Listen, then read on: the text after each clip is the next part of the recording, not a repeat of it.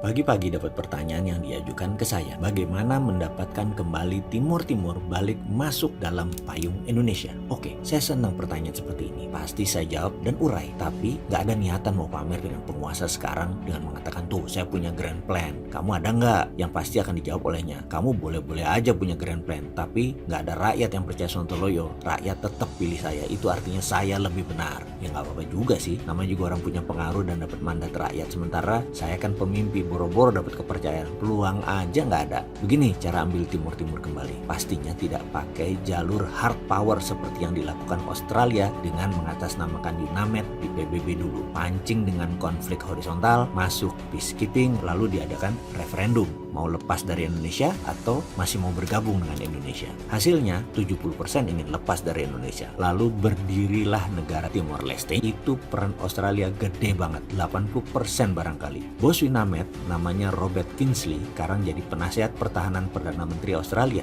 jago geostrategik. Timor Timur salah satu prestasinya. Setelah itu sedot aset Timor Timur berupa cadangan gas alam di celah timor yang berjumlah 10 triliun kubik feet. Biaya operasional ambil Timor Timur lewat, untung besar itu Australia. Strategi pengambilan Timor Timur tidak menimbulkan gejolak politik dan gejolak keamanan di kawasan ASEAN, sama seperti Crimea yang diambil Rusia baru-baru ini. Itu juga yang diskenario-kan kalau pemerintah Indonesia tetap ngotot ganggu pendapatan McMoran dari Freeport, maka Amerika pinjam tangan dengan menciptakan konflik horizontal di Papua, lalu peacekeeping masuk dari PBB, kemudian referendum mau merdeka atau tetap dengan Indonesia. Wih, pastilah pengen merdeka. Untung saja ternyata ambilnya saham Freeport tersebut tidak membuat McMoran rugi, malah Indonesia yang bisa rugi. Jadi skenario caplok Papua nggak jadi. Saya juga heran dengan ide ambil saham Freeport. Kenapa nggak naikin pendapatan negara dengan cara lain? Kenapa tidak bagi hasil finish produknya? Minta bagian dari emasnya. Jadi kita Indonesia bisa printing money, cetak duit. Sudahlah, ide saya pasti geblek dan sontoloyo. Pasti nggak ada yang percaya. Tapi akan nyerah nggak memberi ide untuk negara?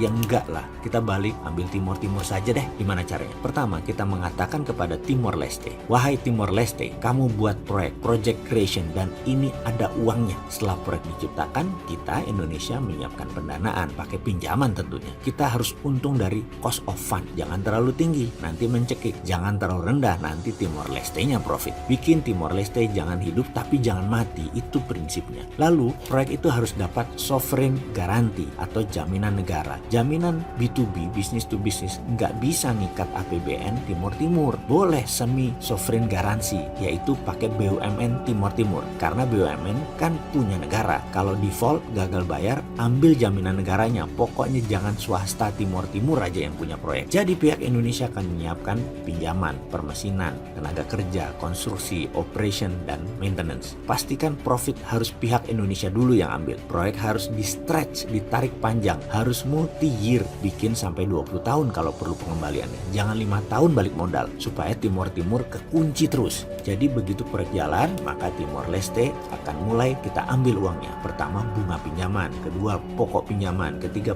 profitnya. Keempat, biaya rutin perbaikan dan pemeliharaan. Kelima, tenaga kerja operasionalnya. Keenam, jangan lupa asuransinya, harus asuransi Indonesia. Pokoknya sampai residual derivatif, barang sisa kecil-kecil, ambilin semua. Timor Timur pokoknya hanya pemanfaatan jalanannya saja. Misalnya dengan pembangunan jalan tol, industri di sana seperti pariwisata maju, nggak apa-apa. Pokoknya jangan di proyek yang kita bangun mereka dapat untungnya. Kita tahu bahwa membangun infrastruktur lama hasilnya, dan itu penting. Timor Timur harus bangun sarana dulu kira-kira 4-5 tahun jalan, kita nikmatinlah 5 tahun awal setelah itu. Juga ketika sudah jalan kita lebih menikmati lagi. Tapi kalau tidak jalan atau proyek itu merugi, ini enak, kita ambil. Enaknya karena kita sudah balik modal dalam 5 tahun. Proyek dibikin nyicil multi-year sampai 20 tahun kalau perlu Timor Timur nyicilnya. Project creation tersebut kita idekan terus-menerus ke Timor Timur sebanyak-banyaknya sampai yang nggak perlu-perlu. Seperti punya 2 bandara internasional, bangun terminal, bangun 3 pelabuhan, bangun jembatan ke daerah yang sepi penduduk kalau perlu. Pindahin ibu kota juga kalau perlu. Bawa pejabatnya,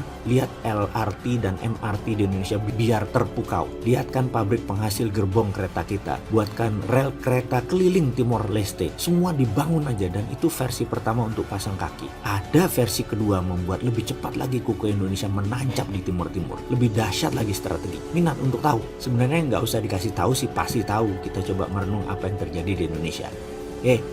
Ayo fokus di video ini, jangan ngebayangin yang enggak-enggak. Itu pikiran jangan ke arah kok kayaknya Indonesia sekarang kejebak Cina ya. Ngawur koi. Enggak, Indonesia tidak kemakan dengan Cina. Enak aja kamu ngomong kayak gitu. Cina berusaha melakukan apa yang kita lakukan ke timur-timur, tapi nggak terlalu berhasil. Jago pejabat kita tidak terkecoh Cina. Jago banget, salut saya. Coba kalau saya jadi pemimpin, pasti kepleset ke perangkap jebakan Cina. Sudahlah, karena itu jangan pilih Mardigu, biar dia urus anak yatim aja.